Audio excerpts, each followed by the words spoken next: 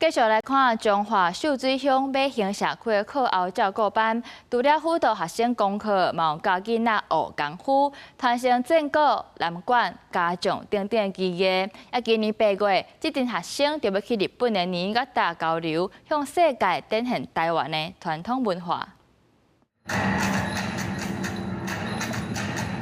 学生的百家种表演对音乐声入场，佮加入精彩的车轮斗，大家人的动作表情拢真有班。中华县秀水乡美兴社区课后照顾班的学生，今年8月要去日本的尼加达参加艺术表演，和当地舞团、离校团体交流。除了社区原本就有的战果的表演，直到佮要加入百家种加观众秀的演出，学生嘛把握时间练习。我咧跳的时阵哦，较歹去了迄个。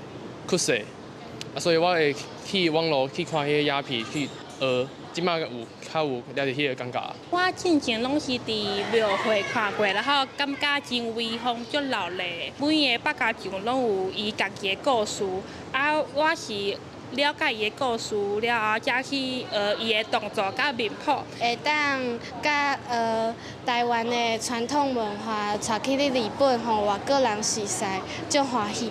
秀水乡美兴社区的课后照顾班已经成立10多年的时间，主要服务的对象是乡内经济较弱势，也是单亲家庭等等的囡仔。课后照顾班的社工表示，除了辅导功课，嘛透过学习传统技艺，建立囡仔的自信心。阮会帮因辅助因的功课以外，阮阁互因学一寡战鼓啊，然后南管啊，还是讲其他的传统技艺。然后透过这寡传统技艺，阮会希望讲就是让增加因的自信心、团队合作能力。 社区表示，透过课后的陪伴加传统技艺学习，建立囡仔自信心加团队合作的精神。过去因就常在国内表演，即阵阁有机会行出台湾，向国际分享台湾的文化，对囡仔来讲嘛是足珍贵的学习甲体验。记者杨淑晴综合报道。